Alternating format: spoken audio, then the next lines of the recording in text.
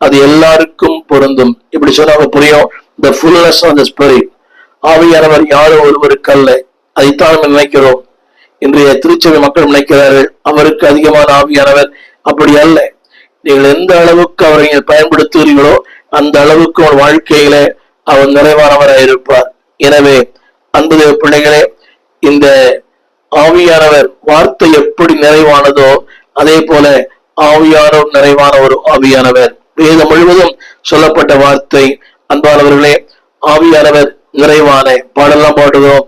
நிறைவான ஆவியானவரே. ஒரு 3 குறிப்புகளை உங்களோடு இந்த நாளிலே பகிர்ந்து கொள்ள விரும்புகிறேன். முதல் குறிப்பு, the essential of the fullness of the spirit. ஆவியானுடைய நிறைவு ஏன் அவசியம்? இரண்டாவது, the experience of the fullness of the spirit. அந்த நிறைவினுடைய அனுபவங்கள் என்ன? மூன்றாவது, the evidence of the fullness of the spirit. அந்த ஆவியானவர்களுக்குள்ள நிறைவான வரும்போது என்னவெல்லாம் நடக்கும்? முதல் குறிப்பு, the essential of the fullness of the spirit. அது இந்த எல்லாருக்குமே அது தேவை என்பதை மக்கள் உணராமல் இருக்கிறார்கள். எனவேதான் திரும்ப சொல்கிறேன், வார்த்தை அது நிரூபிக்கிறது. லூகாஸ் விசேஷம் 24ஆம் அதிகாரம் 49ஆம் வசனம். அந்த வார்த்தை சொல்லுகிறது, என் பிதா வாக்கு பண்ணினதை. கவனியுங்கள். அப்படியானால் அது இப்படி எடுத்துக் கொள்ளலாம். It's a word, it's a promise, it is a asset. தேவன் சொன்ன ஒரு வார்த்தை, is a word. அந்த வார்த்தை சொல்கிறது. அப்போ லூகாஸ் விசேஷம் 24:49 அவர் சொல்லுகிறார், பிதா வாக்கு தத்தம் பண்ணியதை உங்களுக்கு அனுப்புகிறேன், நீங்கள் இங்கே தரித்திருங்கள் என்றார். அடுத்த வருஷம் சொல்லுகிறேன், அவர்களை அழைத்து கொண்டு போய். நன்றாக கவனிக்க வேண்டும். நீ சொன்ன நான் பயன்படுத்துகிற எல்லா வார்த்தைகளுமே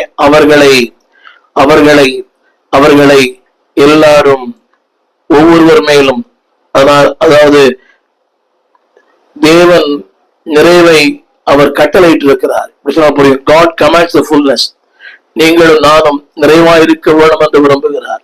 எனவேதான் யாக்கோபின் புஸ்தகம் 1ஆம் அதிகாரம் 4ஆம் வசனத்திலே நீங்கள் ஒன்றிலும் குறைவில்லாதவர்களாய் நிறைவுள்ளவர்களாய் பூரணமுள்ளவர்களாய் இருக்க வேண்டும் என்று விரும்புகிறேன். இதுதான் தேவனுடைய விருப்பம், தேவனுடைய சித்தம், தேவ நோக்கம். என்னை கேட்டுக்கொண்டிருக்கிற அன்பு தேவ பிள்ளைகளே, அப்படியானால் it is a essential of the fullness of the spirit. நீங்கள் இருக்க வேண்டும் என்று தேவன் விரும்புகிறார். முதல்ல சொன்ன வேர்ட். இரண்டாவதாக அதற்காக தேவன் சொல்லுகிறார். கவனியுங்கள். அந்த அதே வசனத்துல ஒர்க், அதே வசனத்துல சொல்லுகிறார், நீங்கள்